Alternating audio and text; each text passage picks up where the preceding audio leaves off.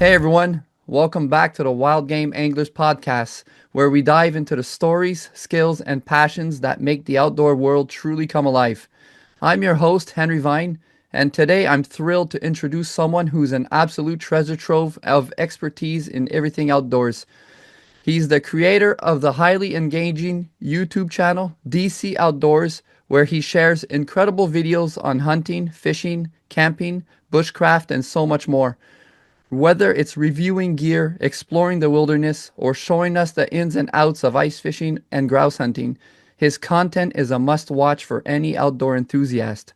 And if that's not impressive enough, he's bringing all this outdoor magic straight from Edmonton, Alberta. Please join me in giving a warm welcome to Dan from DC Outdoors. Dan, thank you so much for joining us today. Let's dive in and talk about your adventures, your channel, and what inspired your passion for the great outdoors. Love it. Thank you so much, Harry, for having me on your podcast. I'm super excited when you reached out to me and appreciate the nice warm intro. But I'm excited to spend some time with you here today and to get to share a little bit more about me and my channel. And yeah, I'm ready to jump right on in, man. All right, that's cool. So first big question. No, I'm kidding. Yeah. So how was your ice fishing season so far this year?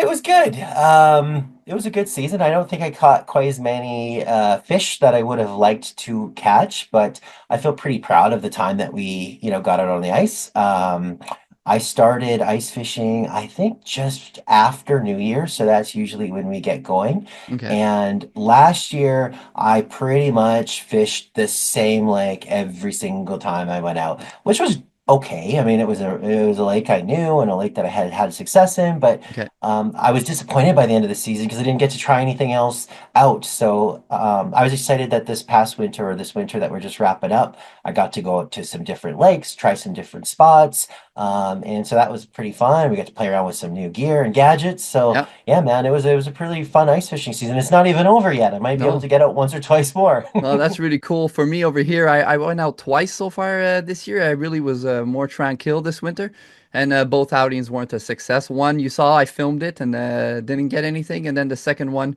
just turned into a whole disaster. I started filming, did not finish filming, but that's okay.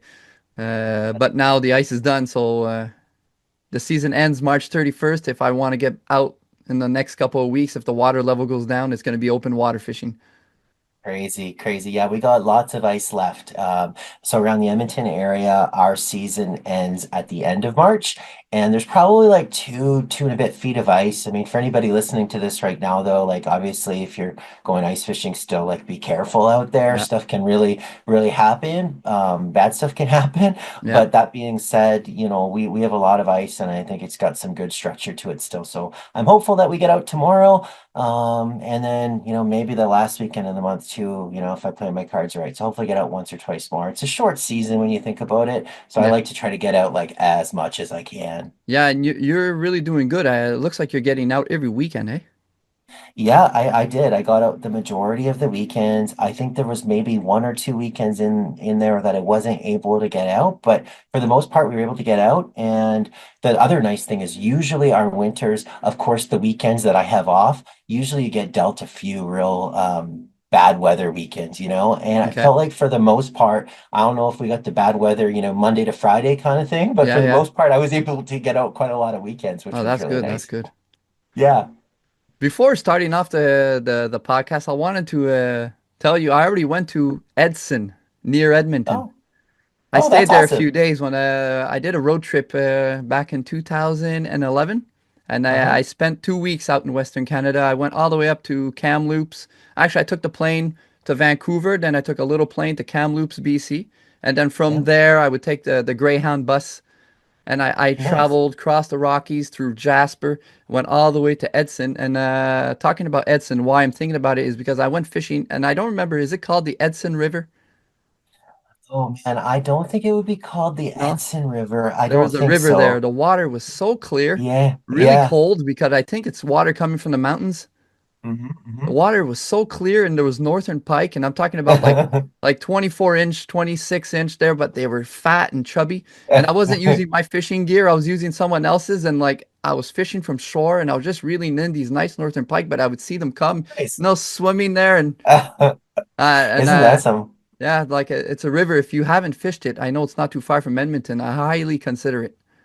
Oh, interesting. Yeah, I might have to chat with you offline to figure that one out. Actually, I Yeah. was just through that area a couple days ago as well, and it's Okay. definitely a beautiful country. It's nice to kind of be on the fringes of the Rockies, right? Yeah. But yeah, beautiful. And like you said, it's only 2 hours away from Edmonton for sure. What I could do is actually I could put a pinpoint of it on Google Maps where I was. I'll actually You, give you pi- the pike spot. I want you to pin the fish, Henry. Yeah, Like yeah, pin yeah. I'll me do that for you. exactly. I know But you you got to love use that. a Len Thompson lure.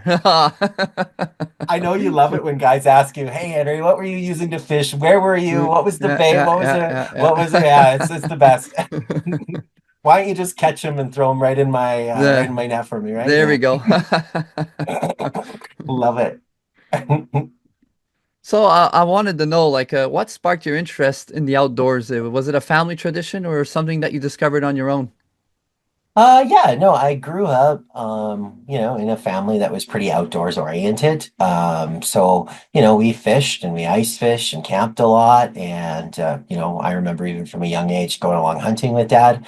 When I was, much too young to hunt on my own, but just kind of going along with him and kind of, with him kind of thing. So we were definitely I was from a rural community and not like you living out, in the bush or on a farm or anything like that, but lived in a small town. And so, getting outdoors was part of, most of our weekend kind of plans. I didn't grow up or, a lot of sports or things like that. So, we Yeah. did a lot of outdoorsy stuff. And, then through my late teens and early 20s, I kind of fell away from it to a certain degree. I mean, we still camped, my wife and I, we still camped and would fish a little bit, but I didn't really hunt very much. And Okay. then something clicked in me when right around the time that the boys were, or my first was born, where this like switch turned back on in me, where it's like, I need to be a provider. So I remember thinking like I gotta get back hunting, gotta put deer in the freezer, and it was just like I said, a switch that kind of clicked back in with me. So I sort of re-fell in love, with the outdoors, like really, really, really fell in love with the outdoors again, like maybe 14 years ago or so like that. Okay. But yeah, now it's a big part of my life and I try to get out like every weekend if I can do Yeah. something outdoors. It brings me a lot of peace and I find a lot of balance in it and a lot of relaxation. Yeah. Yeah, for sure. The stress relief. Oh, big time, man, Oh, big yeah. time. It's just nice to get outside and, fresh air. And, I think the sunshine does a lot for you. Oh, yeah. Um, Big time. And when did you start involving your boys exactly? At what age? Oh my gosh. You know, Probably almost from like I'll say day one, like not to be Yeah. cliche, but I remember, even when they would be really small, I remember trying to take them to like the little boat and sportsman shows or stuff like that, so they could fish in the like little indoor trout pond or Yeah. crawl around in boats or RVs or whatever. That's kind of all about. But I remember taking them out even hunting when they were real small and kind of carrying them over obstacles or kind of lifting them over mud hole or kind of carry them through the willows and Yeah. the rose bushes, right? But Yeah. yeah, that's really where the whole snack squad thing kind of started. Because when the boys were small, it was important for me to take them out in the woods or take them out fishing or take them out and give them exposure to the outdoors, but to do it in a way that didn't overwhelm them. And so for me, um, incentivizing them with snacks was everything. So like, if we're walking down a trail and the kids are kind of getting a little antsy, I'd be like, okay, guys, like let's just push it another 5 or 10 minutes Yeah. down Yeah. here and we'll stop at the corner and then we'll bust out candy bar or dig into the Yeah. lunch bag and see where we're having, right? So really right from when they were small, I would try to get them out and about. And I'm still really happy that for the most part, they still like to come out with me on a regular basis, and they're a big part of our outdoor adventures for sure. Yeah. Even now, I believe it's your older son, the walleye whisperer Yeah, or the yeah. chicken king. Yeah, that's right. Yeah, Does your that younger kid. one have any nicknames? What did we call? We called him the rookie last year Yeah, because it the was rookie. You're right. Yeah. yeah, yeah. Last year was his first year hunting Yeah. grouse, and so we didn't let him get. You can't get a fancy nickname unless you earn it. So you got Yeah. to Yeah. really Yeah. whisper in those walleye or really get Yeah. those Yeah. grouse Yeah. before you get those nicknames. So hopefully he Yeah. gets one this year. Yeah, I think he got, did he get one? I think he got one roughie last year. So the rookie wasn't skunked, which is good. But the grouse, I don't know, like if you guys have a lot of grouse out your way, but the cycle on them last year seemed low Okay. here in Alberta. We just didn't really see as much. Although last weekend or a couple weekends ago, I went out in the bush, put up a trail camera, and we kicked up either, who knows, it might have been the same grouse 5 times. That's a possibility. Yeah. But we kicked up a number of grouse anyways last week. So hopefully we'll see a little bit more of a uptake in or an uptick in them and kids will have some success on them this fall.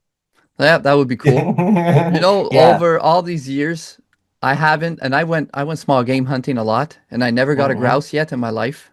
Really? Yeah, I went younger with my father and my brother. It was always my father or my brother who would get them. So I guess I'm the rookie still. And I even went with my wife and my dog when I used to have my German Shepherd. And Yeah. I don't know what happened, how this happened, because I usually have good aim. This grouse came up and it would have been my first. My wife would have witnessed it. It flew Yeah. and it was like 10 feet in front of me. I have the gun right on it. I shoot. I see the branches in front of it move. Yeah. Yeah. I don't understand. The grouse is just flying. I shot like two, three times. It never went down. It just went up Yeah. and left. And then as I chased it to go in the bush, they're very nervous around here. I could Hmm. never get close to it again. And I just don't understand. And then that's when I realized, I don't think I'm a grouse hunter. Yeah. They're so like a lot of people call them what fool hens or what have you. And for a bird that kind of gets a reputation as being somewhat foolish, I mean, I think I'm the fool, Henry, because like you say, you walk around in circles for those guys and you can never find them. The rookie shot at one last year and it was the same thing. It was up in a tree, and so he kind of crept in on it, crept in on it, crept in on it, and then took a shot with it, with the 410 and it didn't go down. It just kind of flew off in the bush, and we walked around in circles and walked around in circles, and we couldn't find it laying anywhere, and we never Mm. kicked it up again. So they're tough Oh, and they yeah. are sneaky. They know how to survive. Yeah. 100%. Well, I have faith you will get one someday, Oh, Henry. yeah. Don't I give got to up. put the time. I got to put the time. Absolutely. You do a lot of hot tent camping and hunting, and you also do it with your sons. That must be quite the adventure. Yeah, I got into the hot tent camping, and it's like I think there's a bit of a backstory there, but as you know, I like to go hunting, and for a while I was hunting out away from home, so a few hours away from home, and would often take off, like time around, for example, Remembrance Day or Thanksgiving, kind of when you naturally have some days off in there, and you can kind of connect a few days to it and get, a good week or whatever Yeah. days off. And so when I first started to go out, I actually slept in my ice fishing tent. So I literally set up my ice fishing tent. I put a cot in it, used the buddy heater, and just camped in it. So, but you know how like it's still the same fish in haven, like my Equinox little tent that Yeah. I started with, and it was just like incredibly uncomfortable for like long periods of time, right? Yeah, for sure. And, and it just didn't feel cozy. Like after a day out hunting, it's nice to be able to come back to camp and take your boots off and dry out and Yeah. have a good meal and feel like and relax, right? So I picked up a hot tent, like a Cabela's one, like I think it's the Alaknak, Yeah. which is like 10 by 10 with a wood stove. And then so picked that one up just to kind of like again upgrade and have something that I could like, camp out with in that regard. But yeah, it's great. It's super cozy. It's like honestly, man, we've taken it out even at times like in January where it's like -30 outside. And inside that tent, when you get the wood stove going, it's like glowing red off the stovepipe, and you're Oh, yeah. unzipping the windows, you're peeled down to your base layers, just like sweating, like feels like the place might go up in flames. It's so hot. So those things cook, but you talk about comfort and like I said, some being someplace where you can stretch out and dry out. And it's so much better than the propane heat too. Like, it Yeah. probably Yeah. gives off that condensation with the propane, so everything's damp. But yeah, wood stove, hot tent, man, it Oh, is yeah. good That times. good older also, eh? 100%. Yeah, Yeah, it's good times. yeah. I want to get myself involved in that, to be honest with you. Mhm, Even like for like November, when it's nice and cold, mhm. but to go fishing. Totally. Us Yeah. here, the season closes in the northern part of Quebec. I mean, not around where I live now. Where I live, I'm near the city of Montreal, and it's like open all the way up to the 31st of March. But the northern Quebec, it's like they protected it. And so as of the Mm. 31st of November, as of December 1st, actually, you can't fish no more. It's like they Oh, close all the really? lakes. So, like where you Oh, see my wow. videos where I go for northern pike, I'd love to ice fish that, but it's closed. But in the Really? month of November, when the snow starts coming on the ground, Hmm. nice and cold, I'd love to be out there with a hot tent right by that lake. It must be Yeah. something. Yeah, we had one year, it's like his, our Thanksgiving Canada is October, right? And I remember one year when my older son was, I think it was maybe his first season hunting birds. We went out for Thanksgiving with the hot tent. He smashed a grouse, and so we brought it back, and we did like the full, quote unquote, like turkey dinner, but with, rough grouse. So we Oh yeah. had, I remember we made like, well, I mean, we cut corners, Henry. This wasn't the kind of Thanksgiving dinner that Sue's gonna be making on her Yeah, channel. yeah. But we rolled with like stovetop stuffing and like instant mashed potatoes, and we had like I think we made bannock. It was like the best Oh yeah. like camp Thanksgiving dinner. And then I realized like I used like six cast iron frying pans and all these pots and stuff, and I was like, I don't know if this is worth the cleanup out Yeah, here yeah, in the bush. yeah. But heck of a good meal and such a fun memory, and being able to, like I said, harvest a bird and then, eat it like that in that kind of place is second to none. That's really cool. Yeah, How do you balance teaching your kids outdoor skills while keeping it fun and engaging for them? that's a You, good one, man. yeah, well, you know what? You actually told me that one in the beginning with the snacks.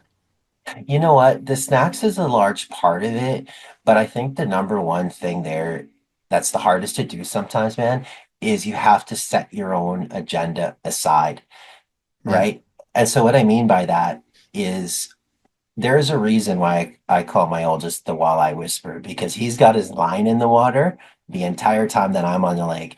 And I'm the guy who's, setting up the tent and drilling the holes and making sure everybody's warm, making sure everybody's got snacks. But then the kid catches the fish and it fills yeah, my bucket. I've caught enough fish. It's about him having fun, him catching fish. So the yeah, number one thing, the lesson that I learned is when you're a parent and you're trying to take your kids outdoors, you have to remember to just sort of set your own agenda aside. And that might mean sometimes, you take the kids out and you have that day where you're basically playing guide, right? You're making sure yeah, everybody's looked after and having fun.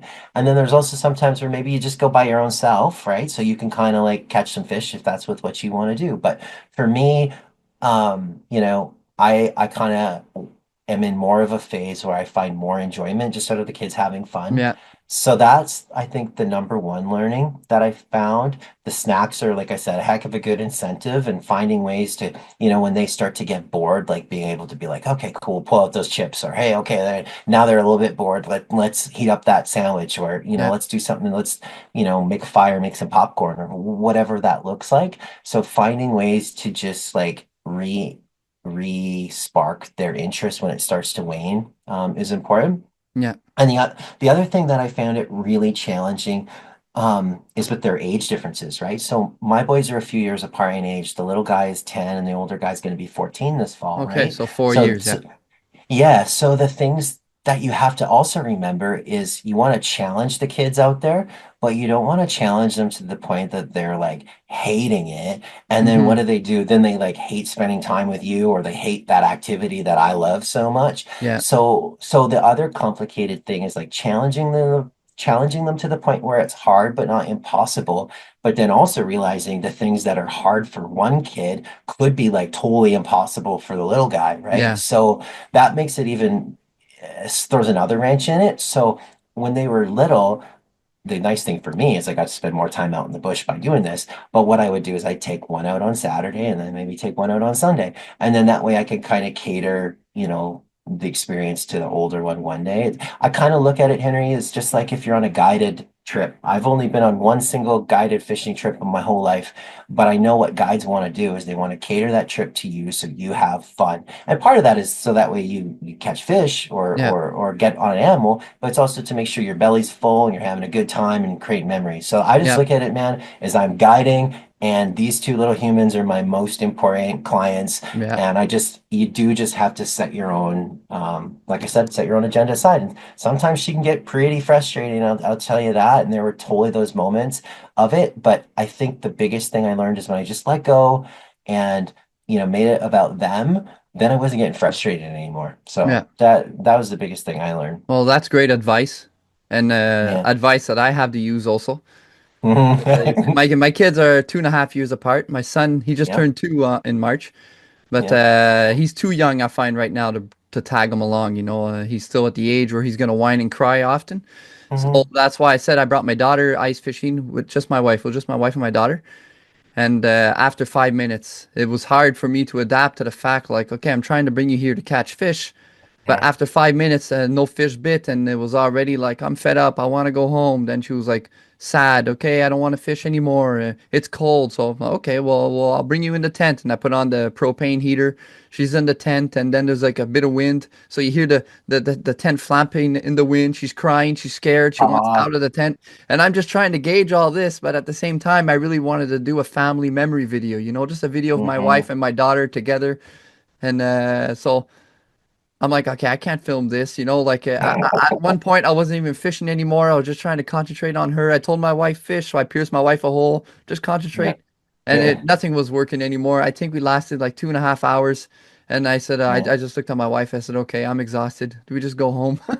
Yeah, I'll share a couple other tips then for you that might help you next time.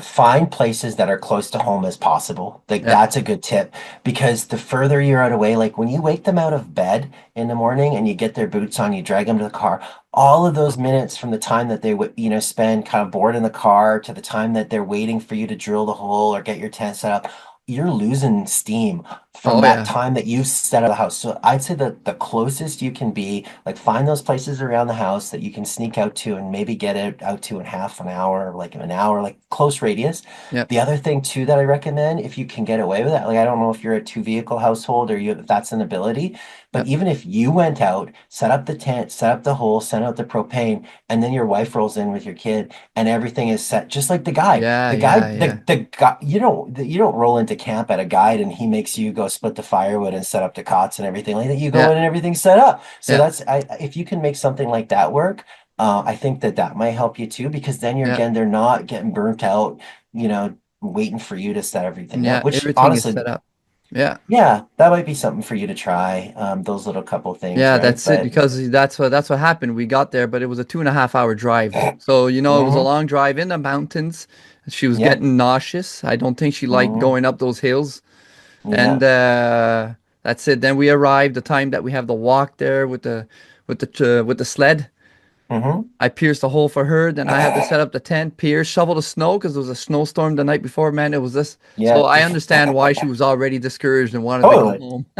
Totally. Yeah. And then the last one I'll throw at you too is the best thing that I learned to do is get them involved at times where their loudness and their impatience doesn't ruin the activity. So that's what I loved about shed hunting, for example. Basically, these kids can come in the woods, make as much noise as they want, Yeah. cause as much ruckus as they want. They ain't scaring away deer. They're not scaring away grouse. They're not, causing us to, quote unquote, leave empty-handed. I mean, really, they're just out there getting exercise, enjoying Yeah. the outdoors, and eating a backpack full of snacks. So Yeah. Yeah. Yeah. if you do it at a time that is friendly to them, that might be something to consider too. But yeah, I think close to home is a real good tip. Like you don't want to Yeah. be out far because it burns them out. Yeah. Yeah. Yeah. All right. Well, thank you very much for the tip. Very Oh, good. you're welcome. Next time, right? Yeah, for sure. We've all Well, we've all had our minutes though of those oh yeah. frustrations. I'll Oh tell you, yeah. it's It's a not all learning rainbows. process, not just for the kids, it's learning process for the parents. But you see, Hmm. I don't want to go off track too much because I have some Yeah. nice questions I want to ask you. But you saw like my mom's YouTube channel there, Sue's Cooking Hmm. and Outdoors, where I grew up. That's where I grew Hmm. up.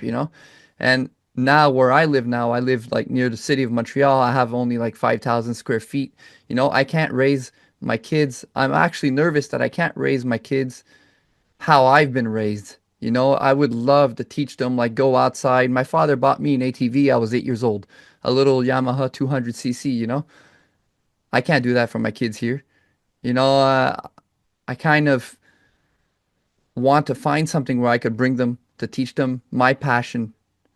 You know, Yeah. so that's why you say like if I could get out close to home, but I would like to need to find something. That's Hmm. where I look at your channel and you do good. It's like you're finding this public land, you're bringing them shed hunting, but around here there is no public land. It's like a long drive, Mm. you know, Yeah, so that's too bad. We've so other things I found that might exist out your way. Ducks Unlimited, which I think is coast to coast in Canada, right? Do you guys have Ducks Unlimited out there or no? I You never ever heard heard of of that? it. No. No, so Ducks Unlimited would be like an organization that preserves wetlands and habitat and things like that for waterfowl and ducks. A lot of times, Ducks Unlimited may have conservation properties around too that are like wet, like they're maybe wetlands, which might not be ideal, but in the wintertime, if it's frozen, they could be good. And there, you might not be able to hunt there, like because it's a, Yeah, protection for the birds, mind you, but there's still a good way that you can get the kids out and maybe stomp around and find some places with quote unquote like access. yeah, The other things too is like maybe we found a place, and again it was a wildlife preserve type thing yeah, where again you're not hunting there, you're not fishing there, but again to strap on some boots and a backpack and give the kid a pair of binoculars to make them feel that they're out yeah, on a safari somewhere yeah, is yeah, just cool little things to do. So yeah, I've tried to find as many little places like that I can within a half an hour, an hour. So I don't know, man. yeah. Hopefully that'll spark something. And if I think of any other ideas, man, I'll let you Yeah, know yeah, on yeah. on Oh, where well, to for look. sure, for sure, I'm gonna find a solution. You know, Yeah. I feel that my daughter's getting at the age, and I still got the land at my mom's place now, the forest where Hmm. we could go for grouse hunting and maybe even shed hunting in the spring. Hmm. That would be pretty cool. That's that's just fun to get outside, right? Yeah. Totally. Have your sons ever surprised you with their own approach to outdoor challenges or skills? Have they ever surprised me? It's funny, like I think I started my channel at the beginning of 2020, which I think like 90% of other outdoor content guys in the same bucket as us all started, plus or Yeah, minus the same 6 months, right?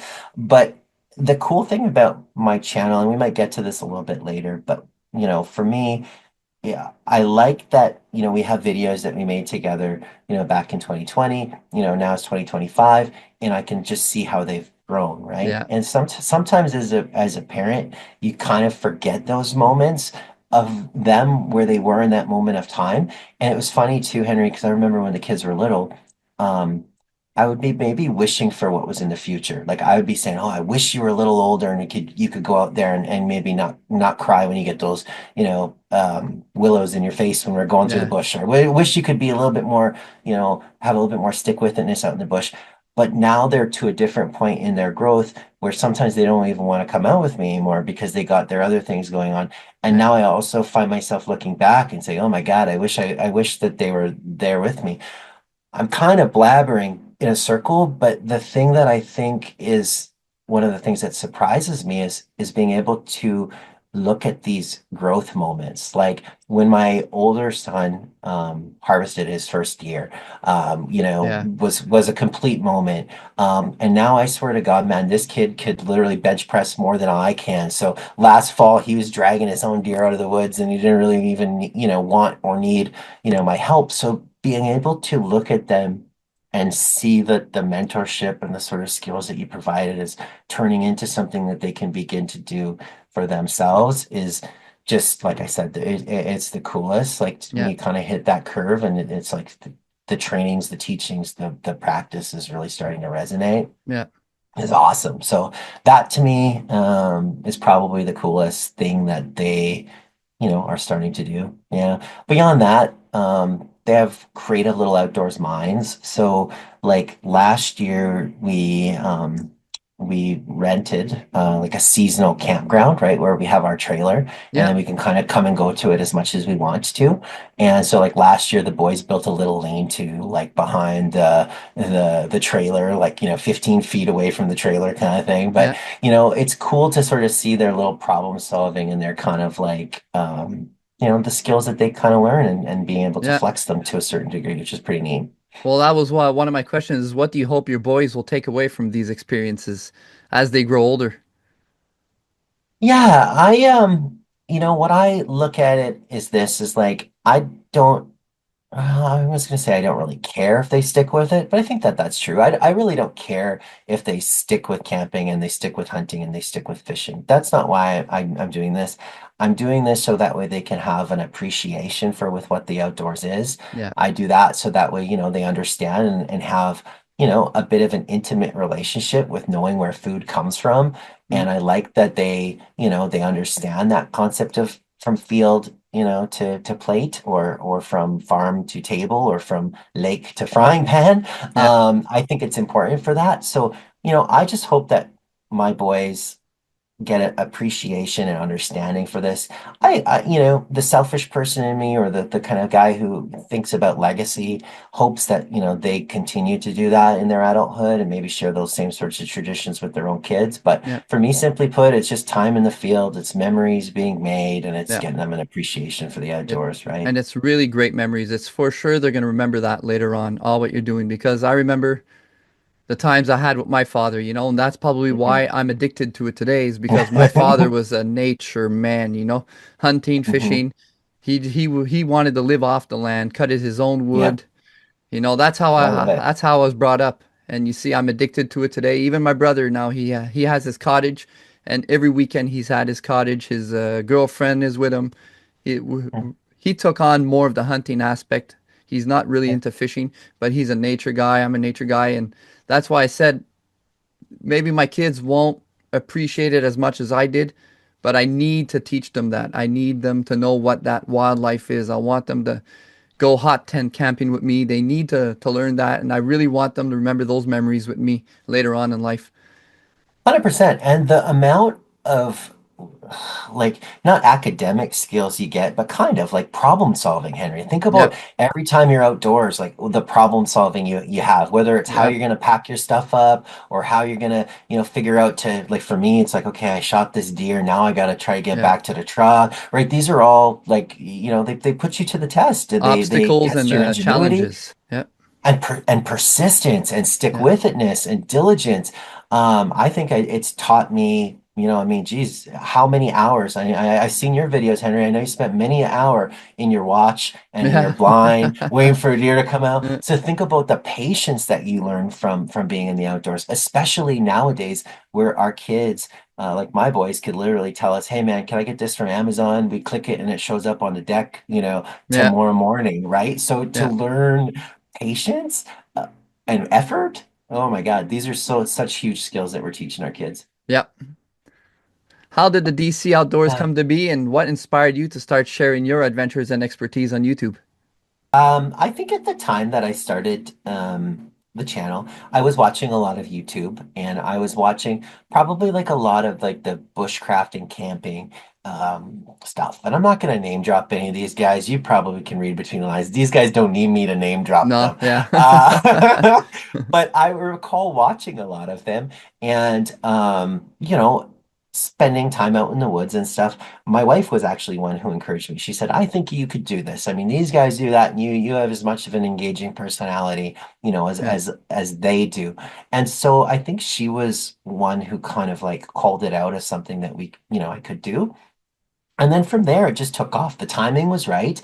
I think I heard this similarly from your first guest, who was also a Henry, right? I can't remember, 514 yeah, fishing, yeah, but he kind of commented that, around that time, people had like a lot of spare time on their hands, right? You couldn't do anything. And I was yeah, in the same boat, the same bucket. So without having family gatherings, without having, I mean, this is, without having sports, without having, the work commitments or social life, it was just obvious for us to get out into the woods as much as we could. And I think that that is probably the same, reason why to this day I try to get on, doing yeah. something out in nature every single weekend. I think that that's where where it Do all you started. feel do you feel like your Yeah. YouTube channel motivates you to go out more? Let's say you didn't have a YouTube channel, would you still Mhm. be going out every weekend?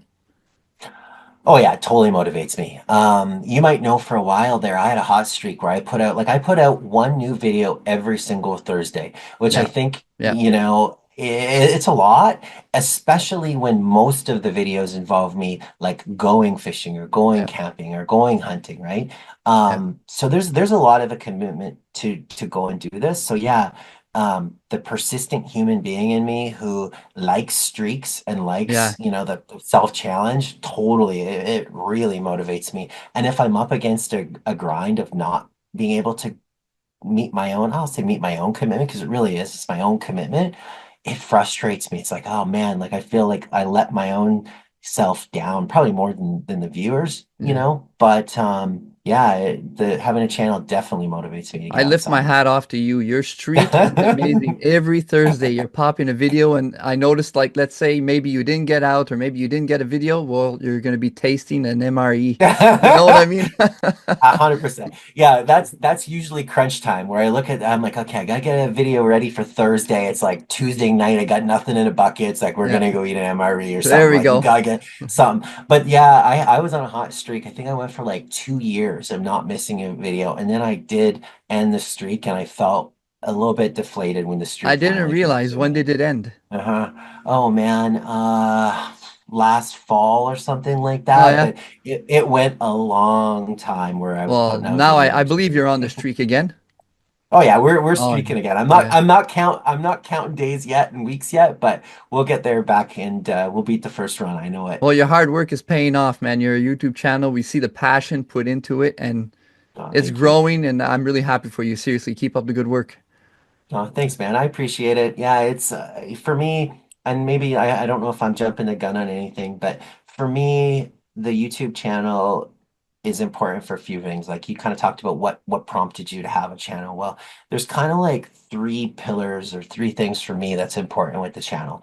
Number one, DC Outdoors is my own personal time capsule. Like I kind Yeah, of commented about earlier, I get to look back and have this library of when the boys were, I guess, 14 is the oldest one. We started in 2024. So, he would have been like 9, when we started. The little guy, little man there, rookie, if he's 10, 11, you minus off 5 years from that, he yeah, was a small little dude when we got started. So to be able to look back at these videos and see how they've grown, and yeah, see how, I've evolved. I think the time capsule piece was an important piece. The second thing for me that keeps me going is I know that, YouTube and our kind of genre videos will definitely attract people who like can't get outdoors anymore and people who kind of feel like they live vicariously through, your outdoor outings and your fishing yeah, trips and things like that. So yeah, I love the concept of being able to, virtually take people along. yeah, And that's why I post the videos, man. Like even if I did see a deer that day, or even if I didn't catch a fish that day, I'll still post the video because it's yeah, like real life as a yeah, fisherman and as a hunter, that is authentic and genuine. So yeah, you're gonna get the video whether or not I got anything or not, yeah, because I want you to feel like you were in that blind with me, cold feet and all, right? yeah, Like I want you to feel like you were there.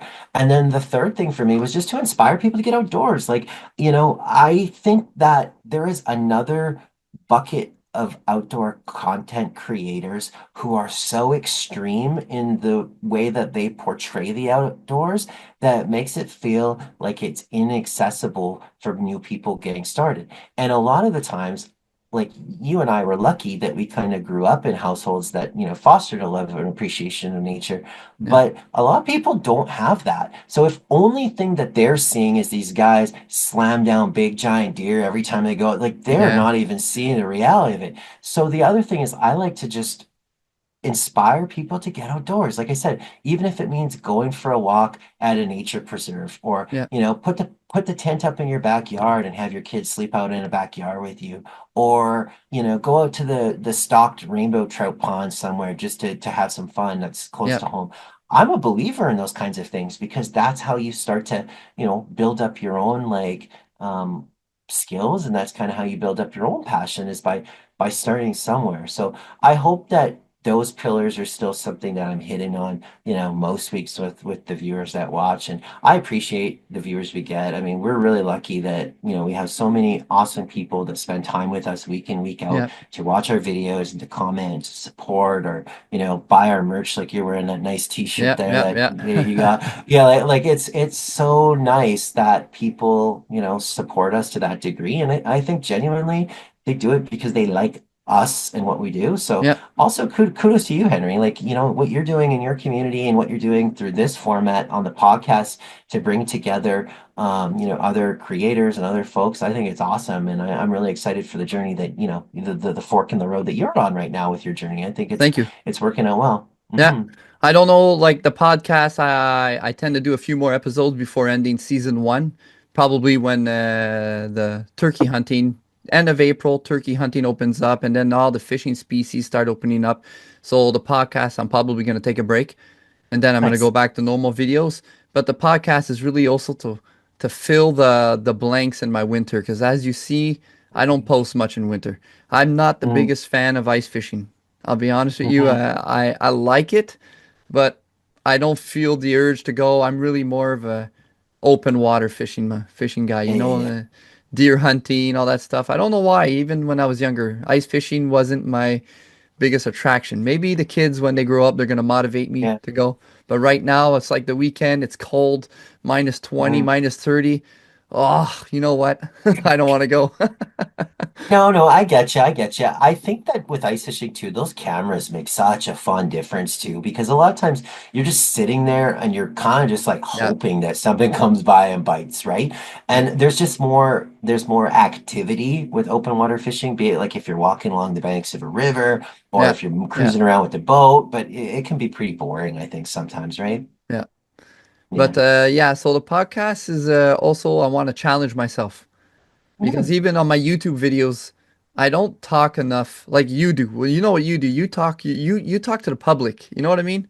Me, I'm there and I don't say much, and then I catch a fish, and then I'm like I'm excited. I'm like, yeah, look at this nice fish. And then I tend to forget like how I caught him. You know, yeah. I'll say it fast, fast. Oh, I caught him on the Ned rig. I caught him on the Len spoon, but I didn't necessarily explain why. So I find that maybe doing this podcast, talking to you, is gonna maybe open up that thing in me where I'm gonna be able to talk, be more comfortable in front of my GoPro. Because I think what happens Mm, is when I'm out there, I don't understand that when I'm talking to my GoPro, that I'm actually talking to my viewers.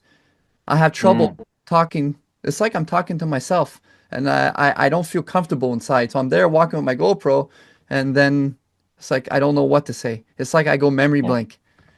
that's funny. Yeah, I find going out and filming by myself or with the kids, I'm fine with. But whenever I've gone out and tried to film a video, like when I'm with a friend, yeah, especially with a friend who doesn't have like a YouTube channel, I find it super duper awkward and super yeah, duper weird to remember yeah. to actually like film stuff. So yeah, I get what you're saying, and I think you're doing a good job. I think you're selling yourself short a little bit, and your style is your style, man. Yeah, Everybody's got I their like own as flair. you see, I like doing a little bit of those editing touches there with the drone. I Yeah. always like doing like even when I was younger, I would film like with my mom's old camera there, and I would do editing on the computer. So I always like doing a little bit of editing. I'm I learning love it. as I go. I love what you did with the drone, except didn't you have a day where you crashed it in a river or something like that? Oh man, I That crashed it twice in the river, once on film. I'm so lucky I I had the chain. remember that. Oh man, Yeah. that time there, the video that you saw that I crashed it, it was that one there was Uh, on an island. Yeah. And that's it. That video, I crashed it on an island. You don't know how lucky I am because it was stuck. And then I crossed. uh, Usually the drone dies after 15 minutes of inactivity. It took me yeah. an hour to cross, to find a bridge, to cross a bridge under construction to cross the Oh my river. So like the gosh. bridge wasn't finished. Cross that bridge. And then I realized when I reached the other side of the river that my drone was on an island, but it wasn't frozen enough. I couldn't go get it. I was getting nervous as Oh I was able to no. see it, but I couldn't go get Yeah. it. I'm starting to sweat. I was exhausted. I start playing. I turn on my controller again and I see my drone is still on. So I'm like, oh, I'm so lucky. I press the two joysticks down and I see like it's moving in the snow. I'm like, wait a minute. So my drone is like this instead of like that Wow. in the Yeah. snow. I start playing with it and it leaves off and I'm like, oh, which means I crossed the river. I did that 1 hour hike for nothing. That's what it means. Oh, you got your steps in that day, Oh right? man, I did. Yeah, yeah, yeah. But that wasn't the time that off film I crashed that drone in the river. That's in I around the thought same place. I thought you had one that you were flying along the river and you crashed it in the Yeah, river. no, that's when I crashed it Yeah. on the island. I'm Oh, lucky. on the island. I would have lost them. I would have lost it there. But Yeah. there's another time on the same Uh, river, it crashed right in the water. I was gonna land it, oh and I don't know no. what happened. I think it was the auto sensor. It must have Yeah. re sensed a branch or something, and it took off on its own. And then I yanked the joystick and went whoosh right in the river. Oh no. I had to take it apart and blow dry the whole thing, man. I'm lucky it's still working today. Uh, there you go. Well, it provides great footage when it's not crashing into stuff, Yeah, right? yeah, yeah, yeah. Thank you. Looking back on all your outdoor adventures so far, is there one experience that stands out as particular meaningful or life-changing? Ooh, that's a good question. My outdoor experience, one that's particularly meaningful or life-changing. Um, I would say, like I said, I kind of commented a little bit about my son's first year. I think that that one is probably the one that really resonates. And again, it's not about me. It's not my experience per se, but just watching, you know, your son harvest his first year with you, like right there by his side, is awesome. And I know that, his first year wasn't exactly how he wanted it to turn out. Wasn't the perfect ideal, shot.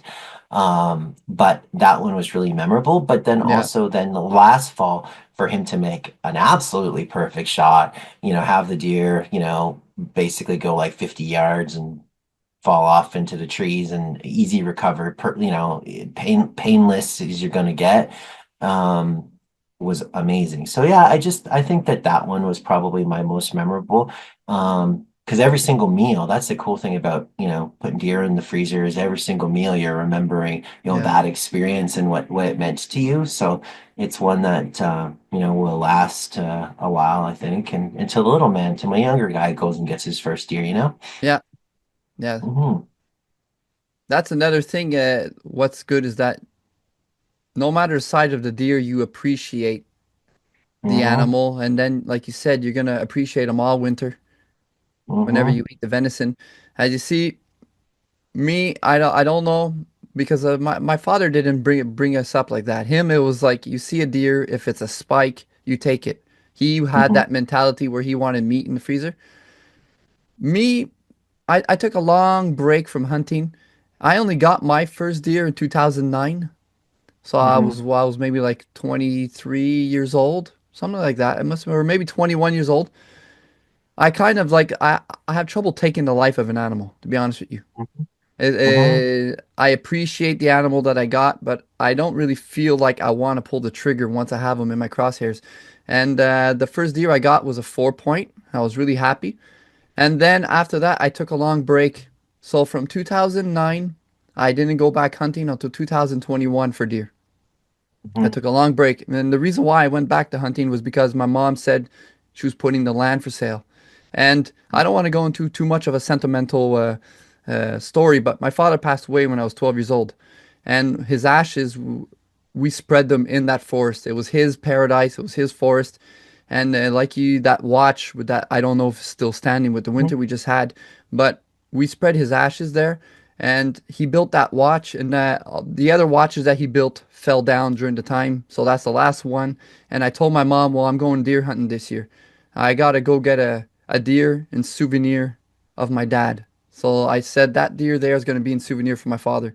And I went back for the first time in all these years. I renovated the watch, make sure it was still solid, and I put the deer cam only in September 1st. I put the my Spy Point trail cam, and then maybe 15 days later, I saw that 8 point buck, a big 8 point, because around here the deer don't really get much bigger than 8 points because there's not much predators. That's what I was told. So they don't need to be more points, but they still got big racks, like if it was a 12 point. And Hmm.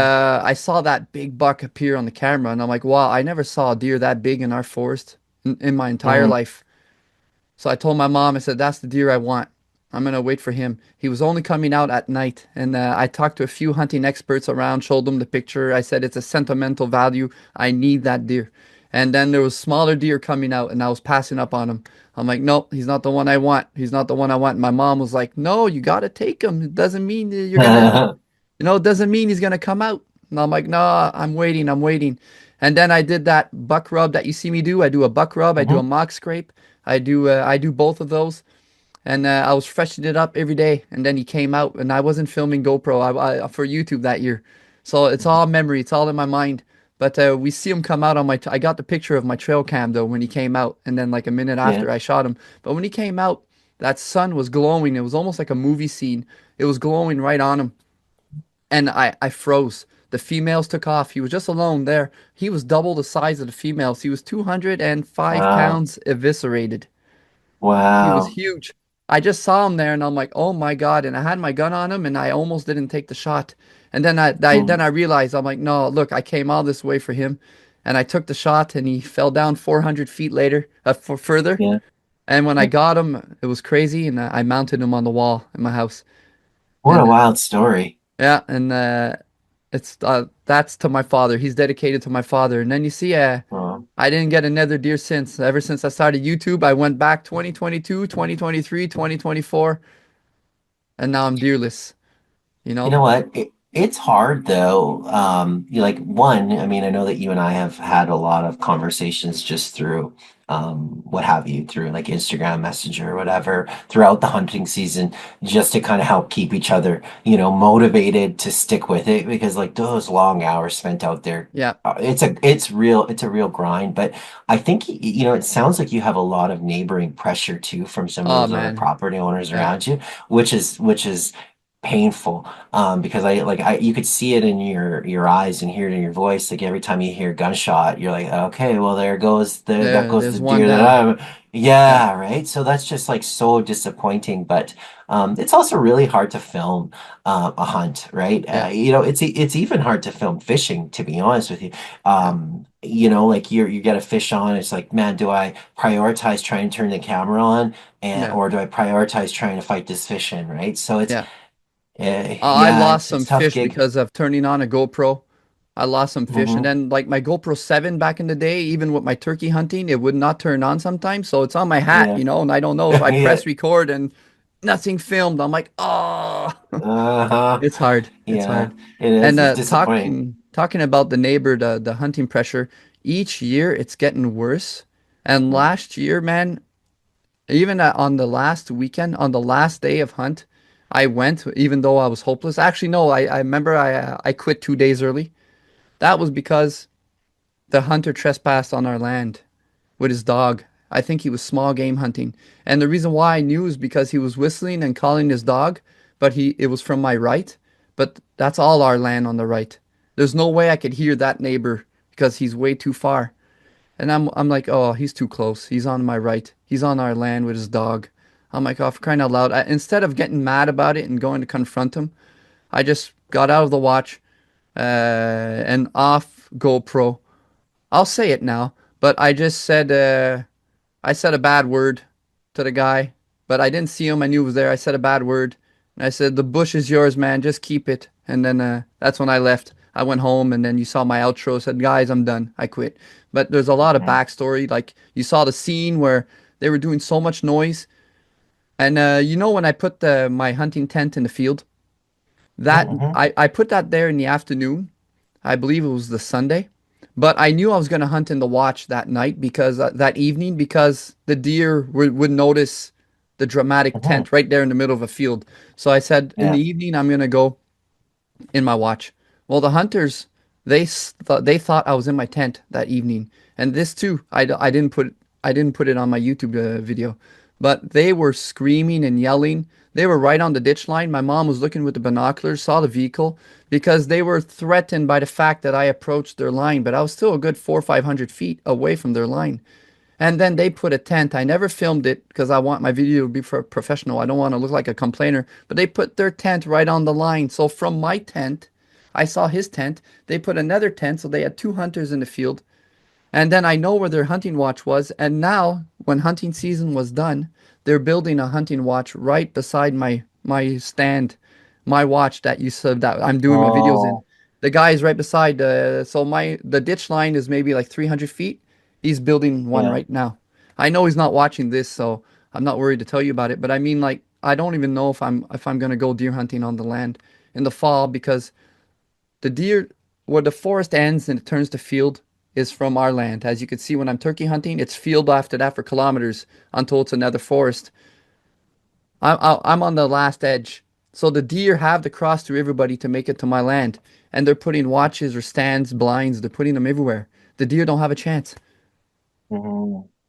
So I That's don't so know, more disappointing. and more the hunting pressure. So it's like I'm really discouraged by that. And like even though I'm doing calling or I'm doing mock scrape and mock rubs, the deer are so stressed that I'm actually doing it more to put content on my video, to make the video entertaining.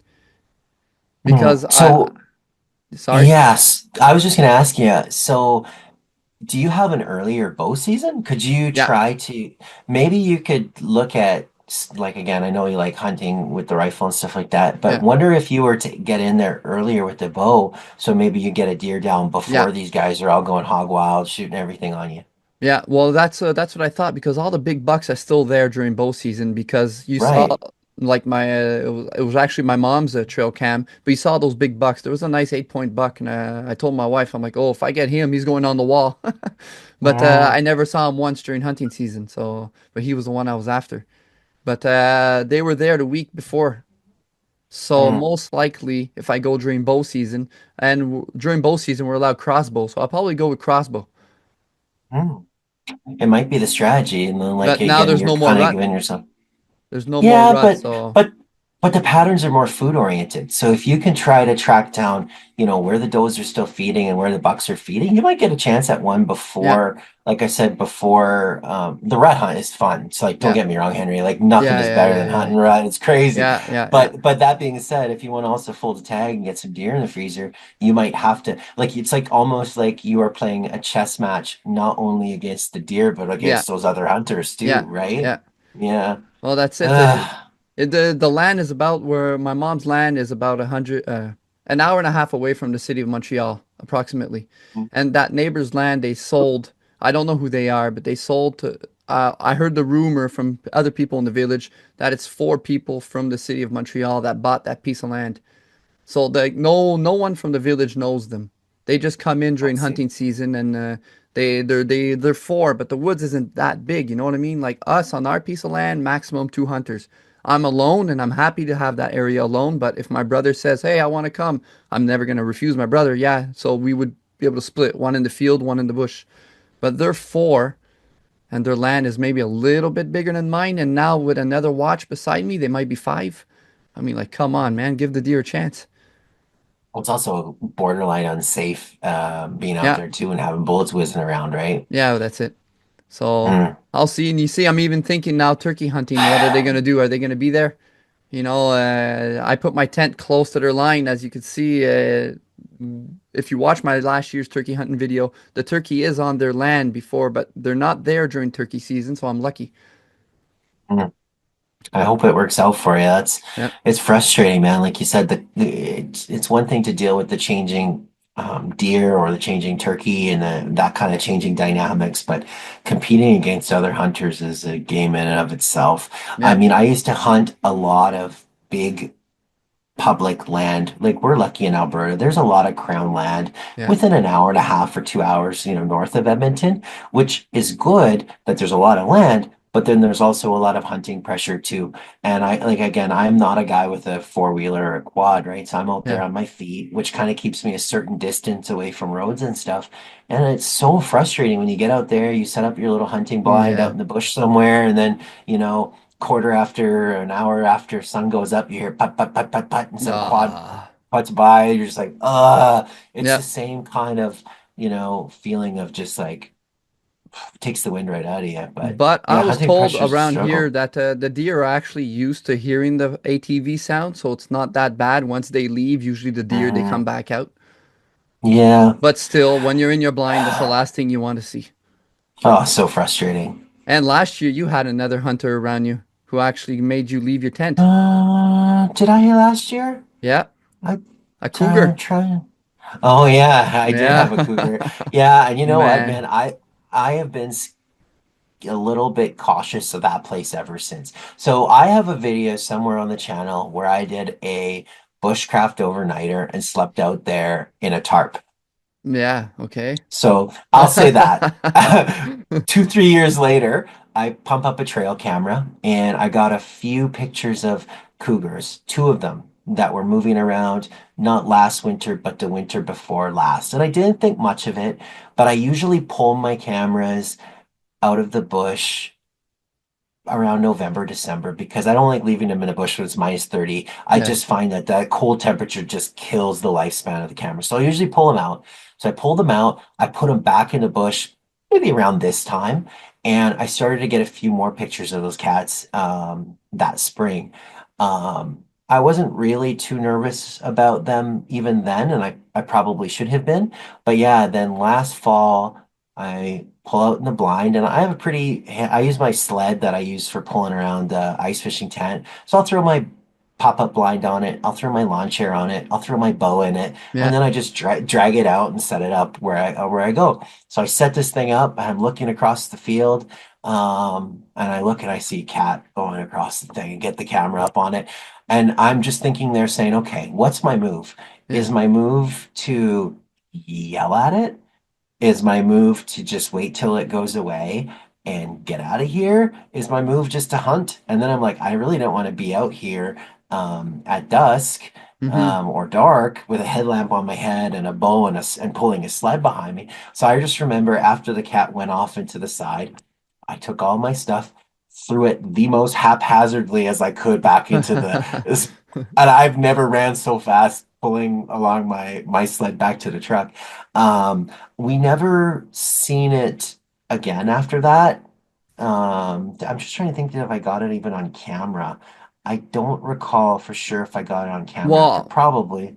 I think I did. yeah, But I know that they're still clearly out there. And that's the same place that my son got his deer on in November. But I felt a little bit more um comfortable being out there in the rifle season, right? When we yeah, were packing rifle. And it was funny because, when my son is going out with for deer, I'll usually bring the shotgun for birds, so I got something to carry. But I'll yeah. tell you, Henry, I had a bandolier filled with slugs and buckshot and all, in addition to birds. I was like, if that cougar jumps out of the grass, but it's funny because the season on them too is like really, really, really restricted. You can only hunt them here in January.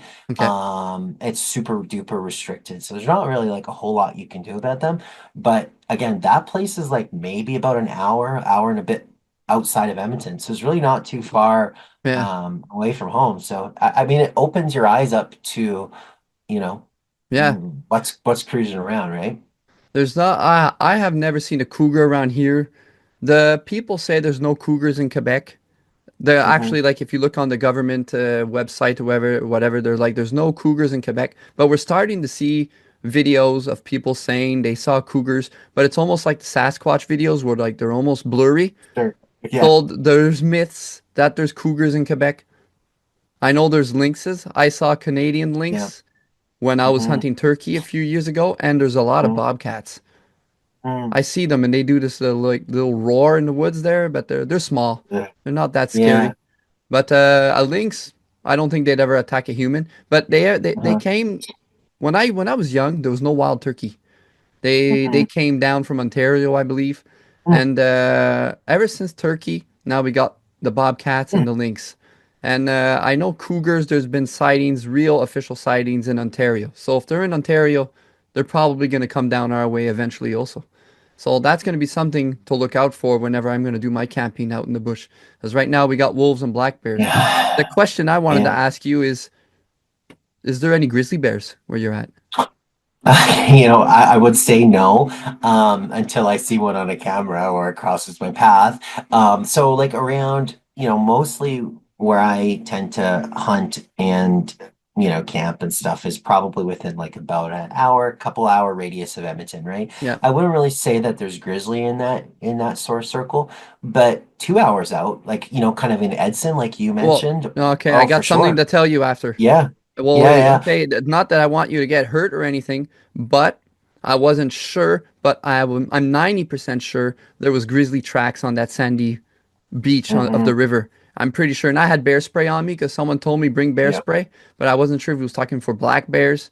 But it was yeah. big tracks. I saw the claws in the sand, and I'm like, okay, I think this is grizzly. Yeah, I would say that you got good odds of it for sure. So it's not far out, right? And stuff gets pushed around. Like even in Edmonton, Edmonton has it has the North Saskatchewan River that kind of flows through it. And we have a Okay. very nice river valley, right? Like Yeah. a lot of nice park areas, bike trails, commonly used by everything from joggers to moms and dads pushing around their kids in a stroller to kids biking. And there has absolutely been signs of black bear and cougar even through Okay. the river valley in Edmonton. So stuff gets pushed around.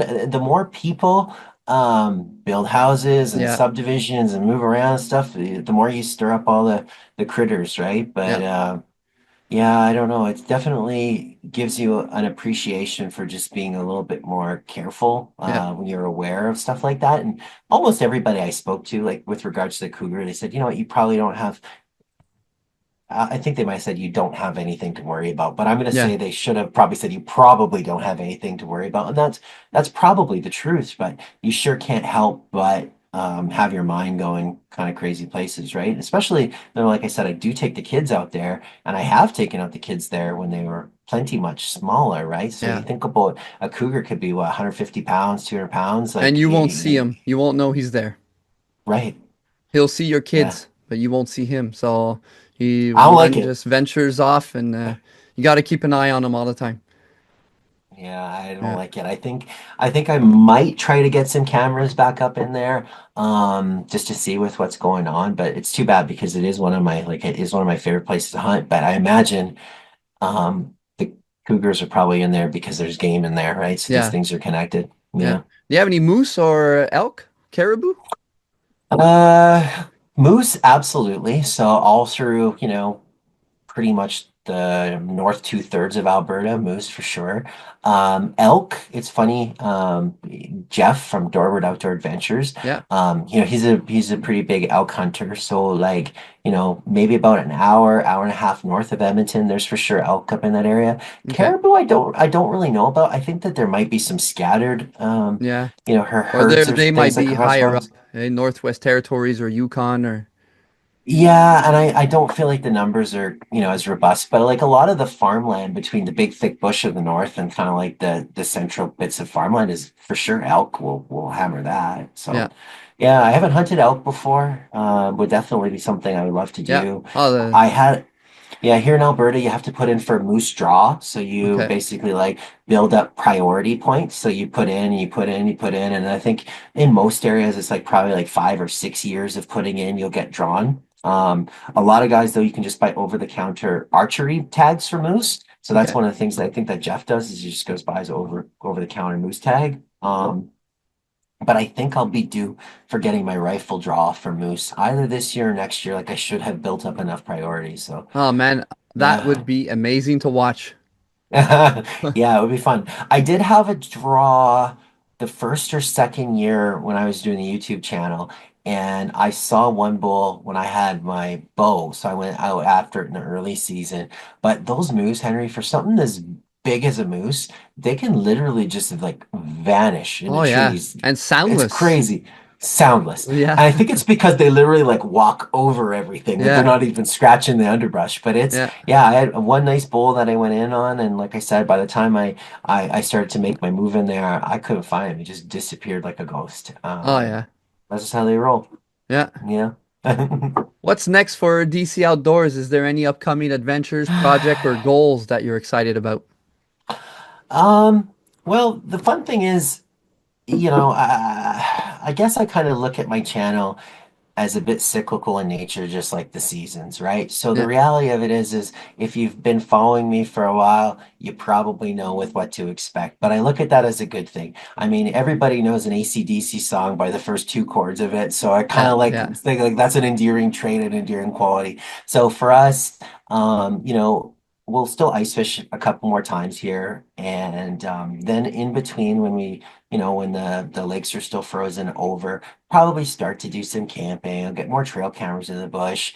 But then when the open water season hits, we'll be back out with the boat again. I picked up a little aluminum boat last summer. We had a lot of fun out on it, caught a lot of fish. Yeah. So I'll be excited to get out with that, and then we'll make the transition back through to hunting and stuff like that. So I don't really know if I have a lot of key goals for myself, for this upcoming outdoor season. Like I said, little guy got his first grouse last year, so checks that box. My older son's got a couple deer already. We'll see if he can get the hat trick and get 3 for 3. He's building a pretty good resume for himself. So, hopefully he keeps it rolling. I'll tell you, that takes a lot of pressure off of his dad, though, right? When the kid's Yeah. getting deer early in the season, and then I can hold out for something bigger.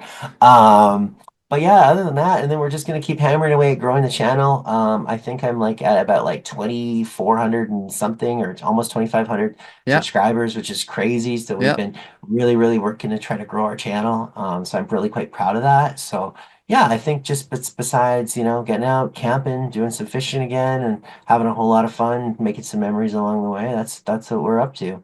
Every video you've been saying the same phrase, for people to subscribe. The way you ask it, you're really good at it. I'm wondering, would you say that here, asking people to subscribe to your channel? Do you remember it by heart? Oh yeah, of course I do, man. Like I said, I that concept of every riff of AC/DC sounding the same thing, so it's Yeah. the song before it even begins. That is one of the things, like building consistency into the channel is probably almost like I maybe it's a topic for offline conversation, but it might grate on some people opening and closing, and I found little ways of, flirting with it and changing it and evolving it slightly. But Yeah. yeah, I always say hi, my name is Dan. You know what I usually say? I kick it off with how I usually do. I say, if this is your first time here and you like outdoor adventure videos, gear views, and other outdoor related stuff, please get started by hitting that like, subscribe, and the bell notification button so you don't miss anything. And then I'll say, Yeah. let's get hunting or let's get Yeah. fishing or Yeah. let's Yeah. Yeah. yeah. So that's definitely, and I usually open and kind of close with that just to kind of hammer that. So I don't know if it's annoying for No. people to hear that No. time and time again, It's but you. You um, know what I mean? It's you. It's your channel. If you do an episode and you don't do it, I'll be lost. I'll be like, "Oh no, what happened?" Yeah, I've made a little modifications here or there, little Yeah. quaint things to it, but yeah, it's stuck for quite a long time. And I think, Yeah. persistency and consistency are really these two traits that are probably good character traits in me at times, but they can also be bad character traits at times because I feel like I let my own self down, like I said earlier about the streaks and stuff like that we've Yeah. had with the channel. But I think it serves me well in terms of something like this hobby. Yeah, well, talking about your streak, it's okay to miss one once in a while because what you're doing is impressive, to be honest with you. Like sometimes even my YouTube channel, I'll have a little streak and then I can't. What is it called? Cha the hamster wheel, or Yeah, I yeah. running after to always make new content. It's hard. Mhm. It's really hard. Mhm. Now I know what it is with having my own channel and you posting something every Thursday is impressive. So even if you missed one Thank you. Thursday in 2 or 3 years, like don't be hard on yourself, man, because what you're doing is awesome. Thank you, man. I appreciate it. Yeah, it's yeah, thank you. You already gave a lot of insights or anything, some good advice that you gave to me. Mhm. But before closing off the podcast, I would like to know, is there any advice you'd like to share with our listeners about connecting with the outdoors and creating memories with their families? I would just say, just get out there. Don't let barriers and obstacles, get in your way. Make it fun and start small, right? Like I said, there's all sorts of different um skill levels as it comes to the outdoors. The important thing is not how hardcore you're going to be. It's not what gear you have. It's not, being the most, crazy out there. It's just about getting out there and finding a way to, at least for me anyway, it's just Yeah. about getting out there. So, like I said, for many people, maybe it's having a fire in the backyard, or, maybe it's taking a walk around the lake, or, maybe it's going, like I said, for a walk on a conservation property, or sleeping in the backyard in a lean-to. I just think it's about challenging yourself and little bite-sized bits and little bite-sized bits and little bite-sized bits, so it's not like overwhelming. The worst thing we can do, and I've seen it with friends who are trying to get into the outdoors. You go in there, you spend all this cash on gear and blah blah blah, and then you realize it's not for you. And what have Yeah. you done? You've just, all your stuff's on Facebook Marketplace or Kijiji, and you're selling it to the next guy. It's not about that. It's just a little bite-sized bit. So just get Yeah. out there, just have some fun, and just enjoy it for with what it's worth. And I mean, any day on this side of the earth when you're outside having fun and enjoying the fresh air and the blue skies is a win in Yeah. my books. Oh yeah. Oh yeah. I agree. Another question is just quickly like that. My channel name, the new name, the Mhm. Wild Game Anglers. What do you think about it? What do I think about your name? Well, it confused me at first, right? Because Yeah. I followed my friends on YouTube like by going through the subscriptions list, right? And you may notice this, but I go through and I try to spend some time early in the week on like my friends whose name starts with A, B, C, D, and then I Yeah. go Yeah. do Yeah. G. But I do that so that way I can like catch up on everybody and not miss anything. It's again my persistence. I built these like patterns in that kind of help me make sure I'm not missing anything. And I remember for you, I was like, geez, where did this guy go, right? Because the wild game flipped you Yeah. up way, way lower on the list, right? But I love that you've still kept the consistency of the logo and kind of kept the consistency of the branding. So like even if somebody for some reason wasn't able to connect the dots that you did rebrand, it's like the logos look the same. Yeah. I like it. I think it makes you more inclusive for like a variety of topics, Yeah. like your old channel being like Henri-Vine fishing. Well, then for many people, when they then see maybe that turkey hunting video or the Yeah. deer hunting video, they might say like, what's this guy doing? And they click the unsubscribe button. There we go. Yeah. Um, and that's kind of like for me, why I went with outdoors and then put the hunting, camping, fishing beneath it. But the one thing that I think I made as a mistake is I went with DC for my initials. And I feel as though there's still a continual confusion over DC. Like I get a lot of people like, oh, I'm from like Washington, DC. So Yeah. Yeah. that's Yeah. not me, I'm from Alberta. So I maybe wish I kind of did something different than like what you did is you said I think on one of your podcasts, you said you felt like maybe having your name in it made it a little like ego-y, right? Or something, Yeah. right? I feel like, I mean, I look at it as my own vlog, really. It's an outdoor vlog. So being DC outdoors still makes sense to me, especially since one of my goals is to make it as my own like video time capsule. Yeah. But for others, I think it creates confusion. I don't know. Did you know that there's another DC Outdoors? Oh my God. I found out that there's like so many other DC Because outdoors. there was It's one time yeah. where I went into the YouTube search because my subscriptions list is pretty long because I'm subscribed to many people, and then Yeah. I was looking for Yeah. your channel to see a new video, and I was taking too long, or maybe I skipped it, and I'm like, I can't find them, so I just went into search. I'm like, it's not too hard. I'll just write DC Outdoors. So I put DC Outdoors, and I see two. So I'm curious. I'm like, I'm gonna go look at this guy. Who's this DC Outdoors guy? But he's a fisher guy. He's ice fishing and everything. But I I don't, didn't subscribe or comment on his stuff because I'm like, I can't handle two DC Outdoors. well, I'll tell you two funny things. One time I got somebody else shouted out DC Outdoors, like on their video. And so a bunch of people came and subscribed, and I was like, well, that Oh was a yeah. happy little accident. But two, I think I'm better than that other guy. I'm not trying to start a rivalry on your podcast or anything, but I think I'm No, better no, than that's that other okay. guy. I'm not gonna get involved there. I'm gonna keep my mouth quiet, but off once the camera's off, I'll give you my opinion. Love it.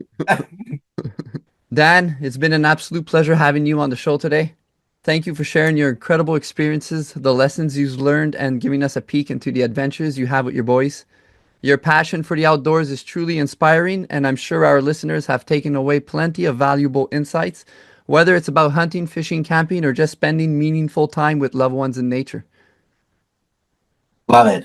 Thank you so much for having me on. This is a really awesome conversation, and I appreciate you inviting me on as a guest to, share about me and my channel and kind of things that are important with me with your viewers, Henry. So just appreciate that. This was an awesome conversation, and just honestly, from I won't even say the bottom of my heart, my whole heart, it's awesome to be able to connect with you as a friend in this manner. I know we've talked a lot through, Yeah. like I said, through text or through our comments, but it's really cool to be able to spend this time just like chatting person to person, Yeah. outdoorsman, creator to creator. So Yeah, thank you. really cool. And eventually, if ever, I'm asking you, if ever you do a live, as I know sometimes you Yeah, do a live stream, maybe during your yeah. hunting, maybe while you're out in your hot tent and I'm there down in the country, we could do a little chat by the fire or something on a I live would stream. love that. That would be I would cool. love that. That's awesome. And if you ever find yourself back in Alberta, you make sure you hit me up too, and For we'll sure. connect. I would love For that. sure. Yeah. I have a good friend of mine, one of my actually he's part of my best friends. He moved to Edmonton. I don't know where he is Oh, exactly. And he keeps it cool. every year he's inviting me to go meet him with the family. So if ever Nice. whenever I do go, you'll be one of my 100%. stops to visit you. And also I gotta go visit the Len Thompson's facility. 100%. It's a cool place. Yeah. All right. So for everyone listening, don't forget to check out Dan's YouTube channel, DC Outdoors. Also, go check him out on Facebook and Instagram for behind the scenes content. And you guys will have some amazing outdoor adventures, gear reviews, and tons of inspiration to get out there and explore. Thanks for tuning in to this episode of the Wild Game Anglers podcast. Don't forget to like, comment, and subscribe for more episodes. Until next time, get outside, stay curious, and keep embracing the great outdoors.